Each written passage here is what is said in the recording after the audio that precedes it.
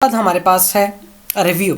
Review में क्या है जी, सबसे पहले है स्पेलिंग एंड ग्रामर। अगर हमारे पास स्पेलिंग एरर आता है तो हम यहाँ से स्पेलिंग चेक कर सकते हैं कि ग्रामर के हिसाब से। उसके बाद स्पेलिंग चेक के बाद हमारे पास आता है थिसॉरस।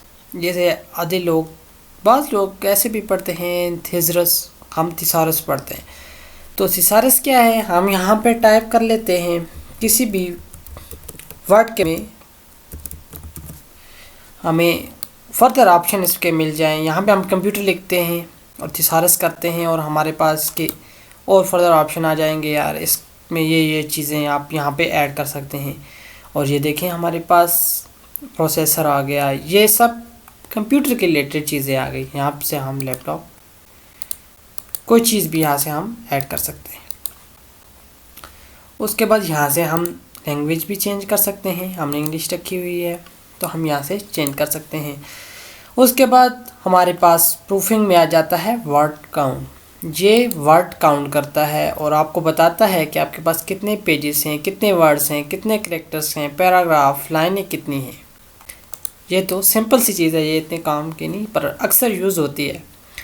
उसके बाद है री अलाउड स्पीच। अच्छा जी, रीड अलाउड तो स्पीच यहाँ से क्या आप जी, रीड करवा सकते हम हैं। यहाँ टाइप करते तब आपसे उसके बाद समझ आ हमारे जाएगा। पास अगर कोई कमेंट भी सेक्शन है, डॉक्यूमेंट यहाँ है से हम आपके कमेंट ऐड पास, कर सकते हैं।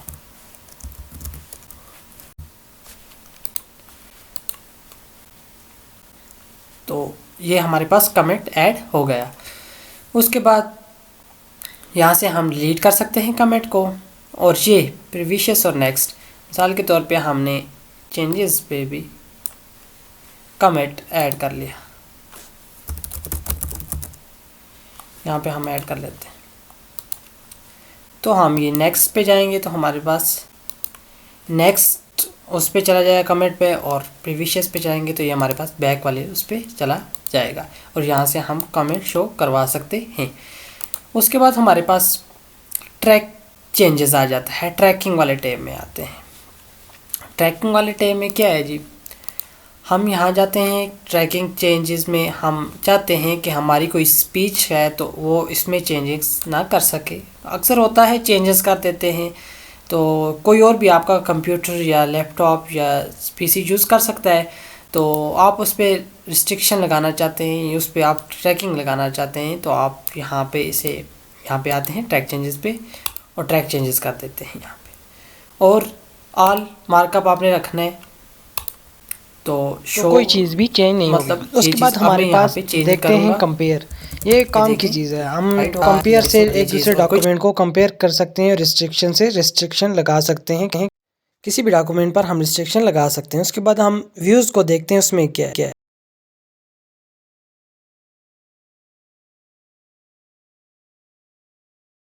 इसके बाद व्यूज़ में आते हैं तो हमारे पास व्यू वाले टैब में देखते हैं रीड मोड है और प्रिंट लेआउट है, वेब लेआउट है, आउटलाइन है, ड्राफ्ट। रीड मोड में क्या है जी, हम इसे रीड में हमें नज़र आएगा।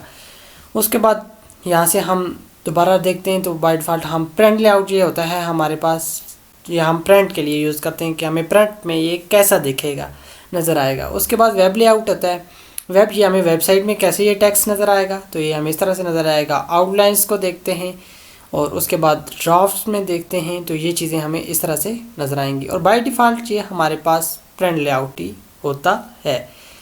तो उसके बाद हम देखते हैं पेज मूवमेंट में। पेज मूवमेंट है, हम वर्टिकली भी कर सकते हैं और स्लाइड टू स्लाइड भी कर सकते हैं। तो इसमें हम देखते हैं कि वर्टिकली क्या है। वर्टिकली तो हम बाय डिफ़ॉल्ट होता ही ऐसा ही है। और स्लाइड टू स्लाइड हम देखते हैं, स्लाइड टू स्लाइड हमारे ऐसा नज़र आता है। उसके बाद हमारे पास साथ ही हमारे ये रूलर, ये वर्टिकली है और ये हम उसके बाद रूलर को देखते हैं। तो रूलर हम मिसाल के तौर पे हम कोई भी टेक्स्ट में ये टेक्स्ट को आगे करना चाहते हैं तो उसके लिए हम वीडियो को हम आगे करना तो हम वो रूलर से पकड़ के आगे कर सकते हैं। तो हम वापस उसी जगह पे रख देते हैं, वापस कर लेते हैं, वापस आ जाएगा उसी जगह पे रूलर। और ग्रेड लाइंस हम कहते हैं इसके बैक पे पीछे ग्रेड लाइंस नज़र आ जाए तो ग्रिड लाइन्स आ जाएगी। उसके बाद हमारे पास होता है नेविगेशन पेन। तो नेविगेशन पेन ये हमें पेजेस दिखाता है, कितने पेजेस आपके पास ऐड हैं। एक और हमारे पास ये विंडो ओपन कर देता है, उसमें हमें नज़र आ रहा होता है। उसके बाद जूम है, जूम हम जूम कर सकते हैं इस स्टेप को इस्तेमाल करते हुए। तो हम जितने परसेंट भी हम करना चाहें, हम 200 करते हैं तो ये हमारे पास 200% जूम हो जाता है। 100 करना चाहें, 75% करना चाहें तब भी हो सकता है। 75% हम करेंगे, 40 करते हैं, कितने करते हैं हम 400 करते हैं तो ये हमारे पास 400 बाई डिफ़ॉल्ट ये 100 होता है, तो हम 100 यहाँ पे सामने उस पर क्लिक करेंगे, हो जाएगा। उसके बाद 1 पेज, बाई डिफ़ॉल्ट ये हमारे पास 1 पेज है। इसके बाद हम मल्टीपल पेजेस में इसको देखते हैं। तो हम मल्टीपल पेजेस पे क्लिक करते हैं तो ये देखें हमारे पास 1 2 3 पेज हमारे पास ऐड हो चुके हैं। तो हम इसे 1 पेज कर लेते हैं। उसके बाद ये पेज की विड्थ है, ये जो ब्लैंक एरिया आपको नज़र आ रहा है ये ख़त्म हो जाएगा जिस वक्त हम इसकी पेज विड्थ करेंगे। तो ये देखें वो ब्लैंक एरिया इसका ख़त्म हो चुका। उसके बाद हमारे पास आता है न्यू विंडोज़ में आ जाते हैं। हमारे पास सबसे पहले है जो वो है न्यू विंडो, जो हमारा डॉक्यूमेंट है वो एक नई विंडो में नज़र आए। तो हम इसे क्लिक करते हैं तो हमारे पास ये देखें एक ये था और एक दूसरा इसकी कॉपी बन के नई विंडो में आ गया। व्यूज़ में जाते हैं, फिर अरेंज ऑल करते हैं तो ये देखें हमारे पास 2 डॉक्यूमेंट्स बन के आगे उसको डिवाइड कर लिया और ऊपर वाला स्क्रॉल अलग हो रहा है और नीचे वाला अलग स्क्रॉल हो रहा है।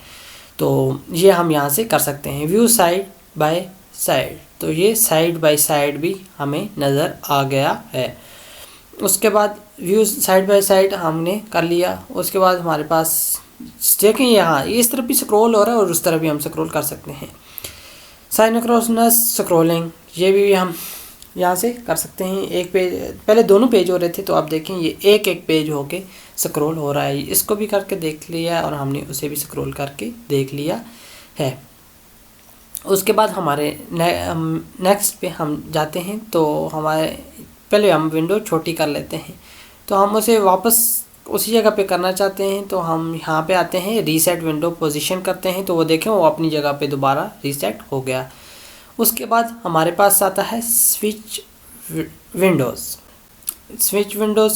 तो हम अपने डॉक्यूमेंट पे पहले डॉक्यूमेंट पे जाना चाहते हैं तो ये पहले डॉक्यूमेंट 2 पे हैं, उसने टिक किया हुआ है और हम 1 पे जाना चाहते हैं तो हम उस पर क्लिक करेंगे तो हम 1 पे चले गए। तो 2 पे आना चाहते हैं तो हम 2 पे कर सकते हैं। इसमें एक चीज़ रह चुकी है, हमने सब कर लिया स्प्लिट्स, वो हम अपने डॉक्यूमेंट को 2 इसमें डिवाइड कर सकते हैं। वो देखें ऊपर वाला अलग से स्क्रॉल हो रहा है और नीचे वाला अलग से स्क्रॉल हो रहा है एक ही डॉक्यूमेंट है। ये चीज़ डॉक्यूमेंट एक है पर हमने इसे 2 हिस्सों में डिवाइड कर दिया है, इस 2 हिस्सों में हमने डिवाइड कर दिया है तब ये ऐसा कर रहा है। तो ये हमारे तकरीबन सब ये टैब्स मुकम्मल हो चुके हैं। उसके बाद हमारे पास लास्ट में जो बचता है वो हमारे पास आ जाता है मैक्रो। हम मैक्रो को देखते हैं, मैक्रो हमारे पास क्या है। मैक्रोज़ को हम देखते हैं कि हम सबसे पहले इसको ख़त्म कर लेते हैं। टैक्स को हमने यहाँ पे ख़त्म कर लिया ये टैक्स सारा।